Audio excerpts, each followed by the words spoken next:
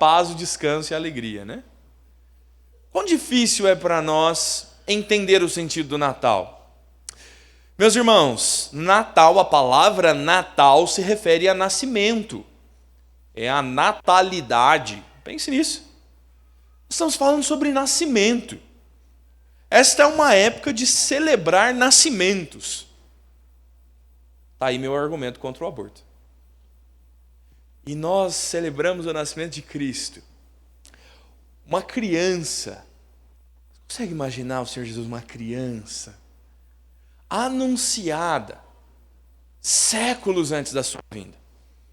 E o texto sobre o qual nós nos pomos hoje, nos debruçamos hoje, é o profeta Isaías anunciando uma época, um tempo de alegria multiplicada, de paz sem fim, de justiça e o fim das guerras.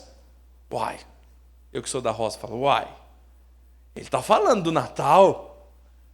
Meus irmãos, sim, ele está falando sobre um Natal, não sobre o feriado que se troca presentes e as famílias gastam seu 13º. Ele está falando sobre o nascimento da pessoa que traz em si uma perfeita humanidade de alguém que nasce de um ventre materno, homem perfeito, 100% homem, e ao mesmo tempo concebe em si toda a divindade. Ele é 100% Deus. E por ser este homem Deus perfeito, ele traz tamanha perfeição sobre aqueles que estão debaixo do seu reino. Queria te levar esta noite, meu irmão, a pensar sobre um rei menino, a pensar sobre o menino que salvou o mundo, ou melhor, pensarmos sobre o anúncio do menino que salvaria o mundo. Nós podemos olhar para esse texto e há muitas nuances e divisões. Eu iria para 5 ou 2, achei melhor 2, porque tem uma cantata pela frente. Quero falar com você sobre os súditos deste menino rei e sobre o reino deste menino rei. Olhando para o texto, meu irmão, nós percebemos como o profeta Isaías vai primeiro se dirigir aos súditos, ao povo. E Isaías vai passar a nos dizer sobre um povo que estava aflito. E ele começa com um mas. Ele começa com uma contraposição e parece um pouco sem sentido, porque de fato, meu irmão, você precisa fazer isso aqui, voltar uma página da sua Bíblia. Essa história começa no capítulo 8. O profeta Isaías está anunciando, no início do capítulo 8, a grande destruição dos assírios que invadiriam a terra de Israel e eles devastariam aquele lugar por causa do pecado do povo. Mas ainda não é o completo desespero. Ao final do capítulo de número 8, Isaías começa a dizer: não andem nos caminhos de Acaz, o rei atual. Não andem nos caminhos daqueles que abandonam a palavra, abandonam os testemunhos e os estatutos de Deus. Fazendo isso, abandonando a Deus, eles entraram em trevas escuras, eles entravam em amarguras, eles entraram em angústias e trevas. Esta é a linguagem do capítulo 8. Mas não permanecerão para sempre em amargura, angústia e trevas. Aquela terra que estava aflita não continuará na obscuridade. Aquela terra que por ora foi sofrida e subjugada pelos seus inimigos não continuará na angústia da escuridão. Desde os primeiros tempos, Zebulon e Naftali se tornaram desprezíveis. O profeta está falando como um ato passado de algo que ainda aconteceria. Ah, meu irmão, isso aqui é profecia de verdade. Nós conhecemos isso na língua hebraica, como o texto é originalmente escrito, como um perfeito profético. Um ato perfeito, um ato já completo, um tempo cumprido, que ele fala como se já fosse certo. É como se você estivesse falando das suas próximas férias.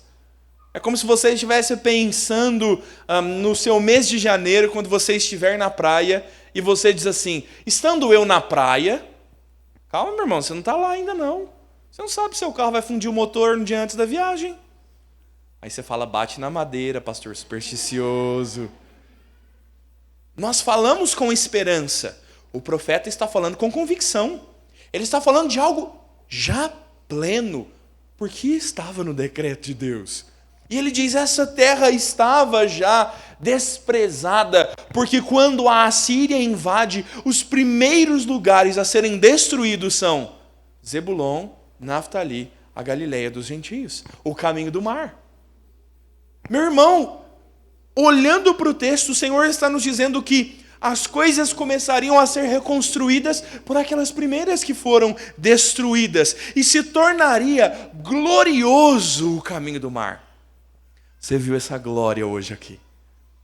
Quando se cumpre essa promessa, quando Deus olha para o seu povo destruído pelo pecado e os alcança e os torna um lugar glorioso, é quando Cristo chega lá, meu irmão. É quando o Senhor Jesus vai até a Galileia dos gentios e lá anunciar: é chegado o reino de Deus. O profeta Isaías está dizendo que há uma mudança de perspectiva agora dos súditos deste rei que está por vir. Eles então não viveriam mais perdidos, desprezados, mas o povo que andava em trevas viu grande luz. Ele está se referindo mais uma vez a um ato passado, que só acontece quando lá João nos diz: eis aqui aquele que é a luz do mundo. O povo viu grande luz, e aos que viviam na região da sombra da morte, resplandeceu-lhes a luz. Cristo está estendendo um governo sobre os seus súditos como um grande alvorecer, meu irmão. A promessa já vinha sendo anunciada ainda no capítulo de número 8, dizendo que viria o tempo do alvorecer dos dias. E agora Isaías está nos apontando em Jesus isso. De forma que nós podemos olhar para o próprio Cristo e ver Jesus dizendo: eu sou a luz do mundo. O Senhor Jesus vai de fato cumprir toda essa tarefa de clarear os cantos obscuros do reino e não mais haver confusão, não mais estar perdidos. Eu acho que já falei sobre isso aqui na igreja, mas um dia eu fiquei bem perdido no escuro, meu irmão. Entrou um ladrão lá em casa, ou 3 ladrões, lá em Minas. Sempre tem uma história boa lá em Minas, né? 3 ladrões, minha mãe levantou para me dar uma bronca de madrugada, porque eu estava chegando tarde. E aí eu acordei com um sonoro grito de: pega, ladrão! Meu irmão, você está dormindo na paz de Deus e alguém começa a gritar: pega, ladrão, você salta da cama num passo só. E a pergunta era: onde estava a porta? Levantei tão desesperado, tão afobado, que não encontrava a porta. E até hoje é piada para o meu pai a forma como eu fiquei andando no escuro, apalpando as paredes e gritando: pega, ladrão, pega, ladrão. Saímos aí, meu pai, de madrugada, de samba canção, no inverno de 2 graus, tentar achar o bandido. Meu irmão, é terrível andar no escuro. É terrível ficar sem a luz. A Escritura vai nos dizer que a palavra de Deus é luz para o caminho, ela ilumina os nossos passos. Os crentes resplandecem a luz de Cristo. E há muito pouco tempo falei extensivamente sobre essa luz aqui na igreja, quando preguei João capítulo 3. Meu irmão, Cristo é essa luz. Aqueles que estão no reino deste menino, eles não andam em trevas. Eles não andam perdidos, eles não andam amargurados, eles estão na luz e eles têm a sua alegria aumentada. Olhe como o verso de número 3 nos fala sobre isso. Deus tem multiplicado o seu povo e aumentado a alegria deles diante de ti. Este, meu irmão, o reino deste menino é um tempo de fartura. Olha como o verso diz: eles se alegrarão diante do Senhor, como aqueles que se alegram no tempo da colheita. Talvez para nós aqui, guarulhenses, isso não seja tão real. Converse com alguém que é do plantio. da roça. Meu irmão, alegria na roça é o dia de matar um porco. Haverá carne, fartura. Alegria naqueles que plantam e passam um ano inteiro numa safra de café. Meu irmão, não vem no pacotinho não. Dá trabalho. A safra vem, grandes sacos de café de 60 quilos enchem todo o estoque da família e agora haverá dinheiro. É hora de pagar as dívidas, é hora de comprar um sapato novo. É esta alegria. Do povo que chegou o tempo da colheita, de receber a grande alegria como quem reparte os despojos, como aqueles que passaram por um tempo de necessidades e privações e agora vencendo a guerra, eles dividem os tesouros de guerra. É a mega da virada, meu irmão. Deixa eu te fazer uma pergunta. Quão feliz você ficaria com a mega da virada? Como que você ia ficar alegre se você ganhasse um grande despojo, mais ou menos de 110 milhões? Você ajudaria a gente a comprar um terreno aqui do lado, meu irmão, para a gente crescer a igreja? O texto bíblico está nos dizendo que a obra de Deus na vida do seu povo é fazê-los felizes, como quem acha um grande despojo desse para repartir. Essa é a obra de Cristo, meu irmão. Nos fazer felizes. Esta alegria que é aumentada, ela está respondendo a todos os sofrimentos que eles sofreram no cativeiro assírio. O povo que foi misturado, as mortes e a população que decrescia agora é multiplicada. A grande obra de Deus na vida do seu povo para que eles se alegrem no Senhor e agora sejam livres dos seus inimigos. Por fim, meu irmão, o que Cristo faz sobre o seu povo é quebrar o jugo que pesava sobre eles. A canga como de bois. Como meu sermão está rural hoje, né? A canga, aquela madeira sobre o pescoço dos bois que os curva e os obriga a arrastar o peso. Era assim que o povo vivia.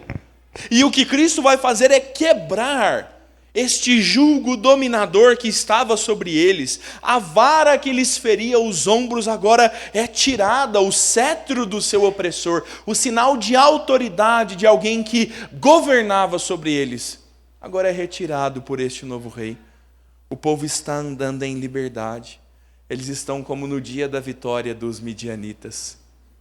Essa referência do texto, meu irmão, é uma referência a Gideão. O dia da vitória dos midianitas é o dia em que 300 homens venceram toda uma horda de persas.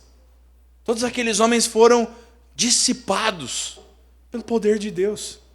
E Deus está anunciando: o governo deste menino será o dia em que todos os inimigos serão dissipados. E não haverá quem exerça autoridade sobre vocês. Você não vai pagar IVA. Tá bom, meu irmão? Sabe o que é IVA? Seu novo imposto. Bem-vindo. O contador está rindo, ele já sabe. Seu novo imposto. Meu irmão, um tempo onde o governo é justo e não há opressores. Cristo e o seu nascimento trazem sobre o seu povo a esperança de um dia onde a bota do guerreiro e o tumulto da batalha não existirão. E tanto a bota, a sandália que pisa no campo de batalha regado com sangue, quanto a roupa suja dos golpes de espada de uma guerra, eles seriam queimados no fogo. Queimados porque não serão necessárias novas guerras. O reino instaurado por esse rei é um reino de paz sem fim. Não há mais opressores sobre o povo. Meu querido, deixe-me trazer isso um pouquinho mais perto de você e pensarmos sobre o Senhor Jesus e sobre os seus súditos. Os súditos do reino de Deus não são como os cidadãos brasileiros. Você não tem um RG celestial. Você não tem, meu irmão. Este é um reino constituído dos verdadeiros filhos de Abraão, o verdadeiro Israel, verdadeira descendência. Estão neste reino todos aqueles que descendem da mesma fé que Abraão. a fé daquele que creu e isto lhe foi imputado pela justiça. Irmãos, nós somos parte do reino de Deus quando nós cremos. Quando nós cremos em Cristo, nós nos tornamos como estes súditos, como estes que aguardam a vinda do Redentor, que para nós já é manifesta, mas ainda não completamente. E eu queria só dizer para você sobre como nós devemos encarar isto agora já. Sobre como agora, desde este momento, Cristo já é luz para nós. E a sua palavra, como preguei há pouco tempo, ilumina a nossa vida de forma que não há mais pecados ocultos. Cristo é luz para dissipar as trevas que eram angústia e sofrimento sobre o jugo dos inimigos. Cristo, meu irmão, o Natal e nós celebrarmos guirlandas e grandes árvores como uma estrela na ponta, é nós nos lembrarmos de que Cristo veio trazer alegria sem fim e veio nos fazer felizes como quem ganha na mega da virada. Cristo veio fazer isso por você, meu irmão. Cristo veio te tratar os pecados e arrancar de você o pior mal deste mundo que nada poderia resolver. O Senhor Jesus vem para mudar a nossa perspectiva de vida. E como nós viveríamos? Como você trabalharia esta semana, meu irmão, se você fosse ganhar mesmo a mega da virada? Se você desse uma olhadinha no futuro e descobrisse que no dia 2 você é o contemplado, como é que você trabalharia amanhã? Alguns trabalham amanhã ainda. Como é que é? Nem iria? Nem ia, pô. Como nós deveríamos nos portar pensando num reino eterno de ruas de ouro e colunas de pedras preciosas? Como nós nos portaríamos? Como será que nós viveríamos se nós nos lembrássemos não só da alegria que já temos, mas daquela que está reservada para nós? Você sempre quis ter uma casa sem cerca, né? Igual aquela do filme americano, eu também. Meu irmão, o céu é um lugar que não há ameaças. Ninguém vai invadir sua casa. Ninguém vai roubar os teus bens. O céu é um lugar, meu irmão, em que não há choro, pranto e dor. Sua coluna não dói. Não há câncer que te mate. Você consegue pensar nisso? Céu é um lugar, meu irmão, que você não paga PVA, PTU e todos os Is possíveis. Céu é um lugar que nós recebemos de graça, méritos que nós nunca tivemos. Tudo isso porque este rei é bom sobre o seu povo. Por que você anda com medo dos assírios, meu irmão? Olhe como esse texto toca a nossa vida aqui e agora. Por que você anda com medo dos homens maus que governam sobre nós, que exercem impérios de injustiça neste mundo? Por que, meu irmão, você anda preocupado? Porque Cristo já anunciou a sua vitória sobre todos eles. Cristo já anunciou e já cumpriu a sua vitória, arrancando das mãos da morte o aguilhão do pecado que é a lei. Por que nós andaríamos preocupados e cabisbaixos? Meu irmão, você tem um negócio muito maior e melhor do que uma mega da virada. Eu, junto contigo, gostaria de viver a grande alegria e esperança verdadeiras que o nascimento de Cristo, que a esperança do menino rei, o Salvador do mundo, proporciona ao nosso coração. Não somente isso, meu irmão, mas nós podemos afinal olhar para o rei. Olhar para o caráter deste rei. Os versos de número 6 em diante nos falam sobre não mais o povo, a terra, mas agora sobre um menino. E o verso 6 nos diz que este menino nasceu, um filho se nos deu, e o governo está sobre os seus ombros. O governo de Cristo, meu irmão, é trazido sob sua inteira responsabilidade. Cristo não está dividindo. Cristo não tem outros meios de salvação, outros deuses que o ajudem. Ele não precisa disso. Todo o reino está centralizado em uma só pessoa, o menino que traz sobre os seus ombros o reino. E então o seu nome será: eis a coroação do rei, eis os seus atributos reais, maravilhoso conselheiro. Deixe-me falar de cada um deles e já aplicá-los à sua vida. Você procura conselho com aquela tia? Sabe aquela tia? Você tem uma tia que você aconselha? Sabe aquela colega do trabalho que sabe resolver os BO? Você procura um bom conselho com ela? Será, meu irmão? Seria que você não precisava consultar um conselheiro de uma ordem diferente, de uma natureza diferente? Um conselheiro que é maravilhoso e que dispõe para você doces conselhos de como viver a sua vida. Então seria bom consultá-lo. Às vezes a gente é meio Naamã, né? Olha, mergulha 7 vezes no rio. Eu não vou mergulhar 7 vezes no rio. E o servo diz: olha, se não fosse pedido uma coisa muito mais difícil, o senhor não faria? Ele diz: faria. Então é só mergulhar no rio. Se eu dissesse para você, meu irmão, tem uma pessoa que atende num consultório, só que fica lá em Curitiba, ele resolve todos os seus problemas, você teria que pegar o seu carro e dirigir até lá, você não ia. Você precisa abrir sua Bíblia, meu irmão, e deixar o maravilhoso conselheiro falar aos seus ouvidos.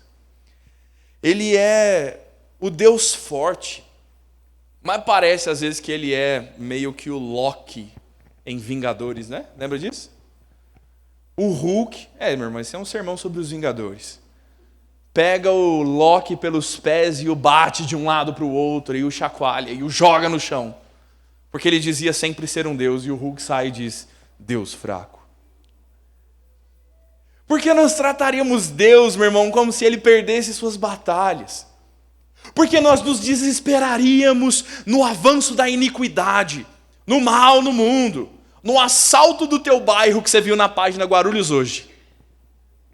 Por que nos desampararíamos como se nosso Deus a qualquer momento fosse ser chacoalhado de um lado para o outro? Ele é um Deus forte, meu irmão. Ele está tratando soberanamente sobre os seus inimigos e ele está te anunciando que no tempo certo ele irá queimar a bota e a roupa no fogo e não haverá mais guerra. E agora há sobre um trono não só um menino, um Deus forte, sobre o qual você pode descansar a sua vida. Você não precisa temer que uma outra nação e o outro império invadam a sua vida. Há um Deus forte sobre o trono, meu irmão. Há alguém sólido a quem se confiar. Ele é o Pai da eternidade. Você tem medo de gente inexperiente? Se você tem, cuidado com essa igreja, que o pastor dela é muito inexperiente. Este não é um governante inexperiente. Pense na linguagem bíblica.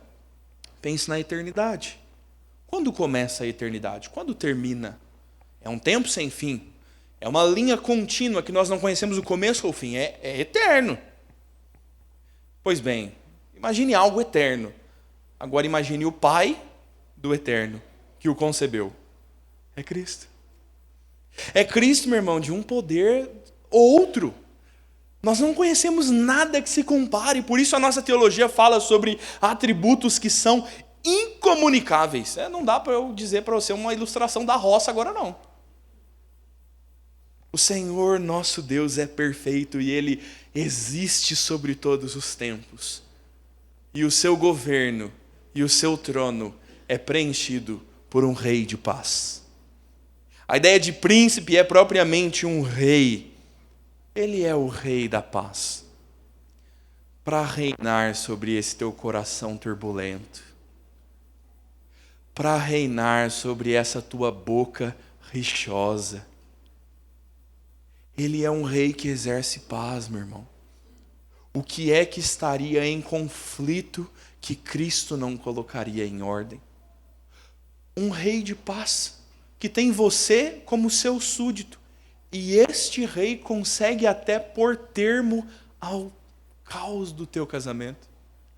Meu irmão, ele quebra o arco, despedaça a lança e queima os carros no fogo. Mas a briga, por causa da marmita, o sabor da marmita do almoço, ele não poderia resolver? Tratamos Deus como se ele fosse desse tamanho. E o Senhor está nos anunciando que o reino de Cristo, pelos seus conselhos, pelo seu poder, pelo seu infinito ser, trará paz sem fim sobre nós. Afinal, meu irmão, verso 7 vai nos dizer sobre como será o reino deste rei. É o menino no trono. Ele estenderá o seu governo. Haverá paz sem fim sobre o trono de Davi e sobre o seu reino, para o estabelecer e firmar com juízo e com justiça. Meu querido, há uma esperança aqui acontecendo. Eles estão, os ouvintes dessa carta, ou seus leitores originais, estão no tempo e no espaço. Acas é o antigo rei, um rei terrível. Agora, Acas andando fora dos caminhos do Senhor, no caos do cativeiro assírio, sendo o povo deportado para fora do país, arrancados do seu convívio, o anúncio é que viria um novo rei. Talvez alguém esteja vendo o nascimento do rei Ezequiel e dizendo: olha, nasceu o rei. É um menino aqui, ó. Vem um menino. Esse não é um rei terreno, meu irmão. Nenhum rei estabeleceu paz sem fim sobre Israel. Ligue o seu noticiário. Israel não está em paz sem fim. Os reis que assumiram aquele trono não puderam fazer isso, porque este é um anúncio do grande Messias que estabelecerá esse reino sobre o Israel espiritual, e o seu governo, sim, não terá fim. Qual é a extensão desse governo, meu irmão? Por todas as coisas.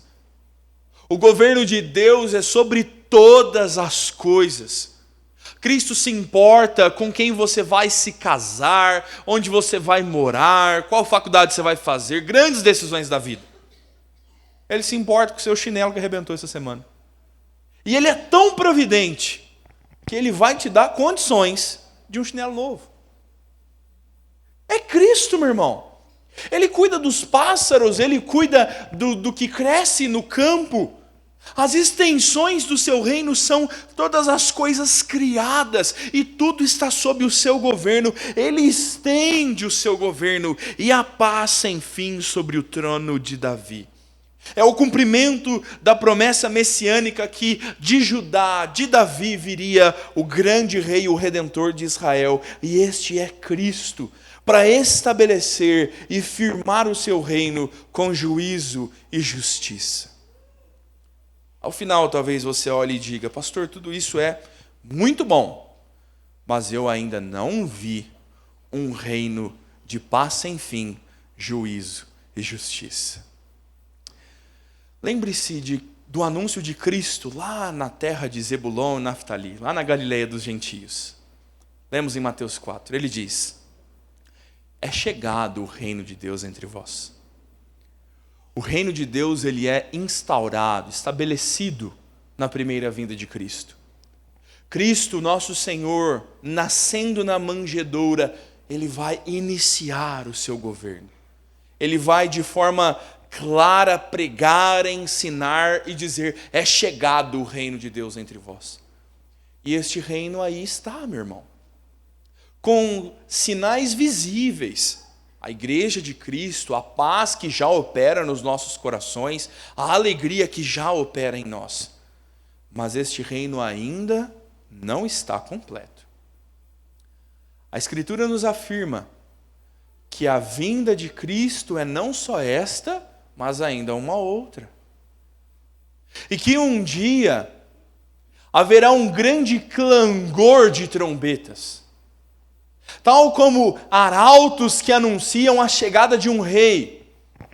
E se ouvirá por toda a terra um grande som de trombetas que anunciam a entrada do grande rei.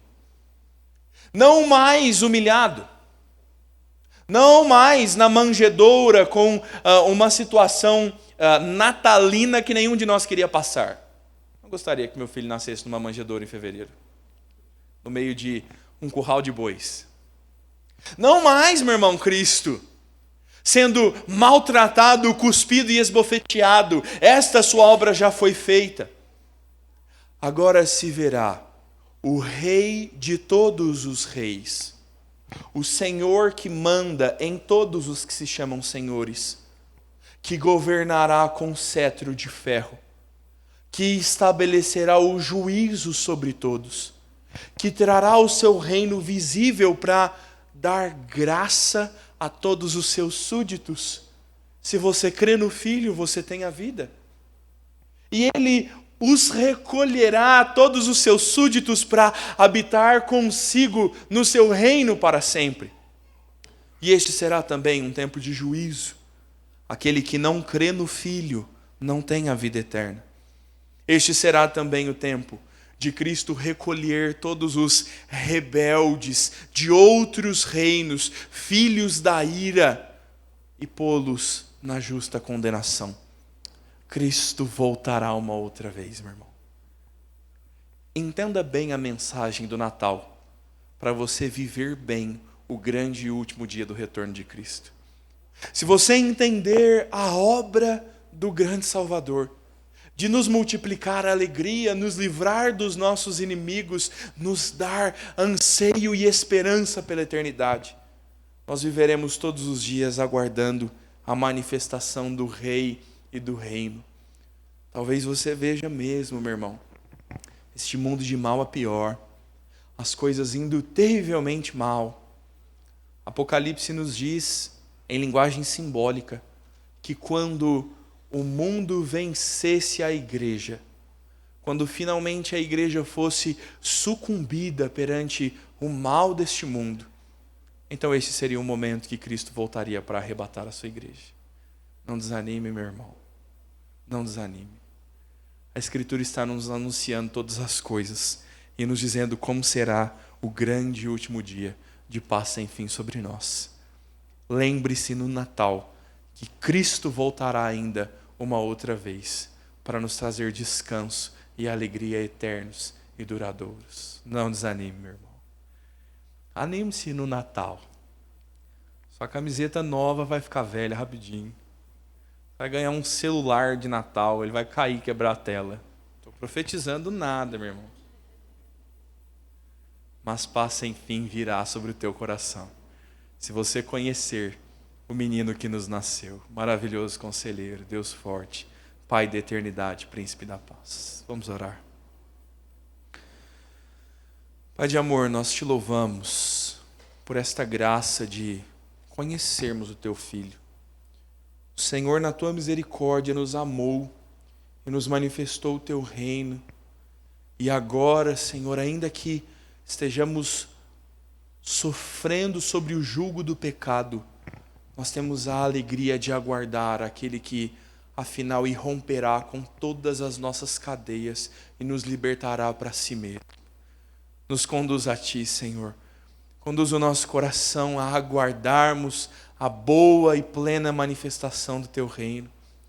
Fixa os nossos olhos neste menino, para que conheçamos todo o seu crescer e toda a sua obra e encontremos num nascido da manjedoura a glória de Israel. Nos ajuda, Senhor, a ver Cristo, depender dele e amá-lo para sempre. É o que nós oramos, é o que nós pedimos, no nome dele mesmo, Senhor Jesus. Amém. Queridos, nós vamos passar ao nosso coral.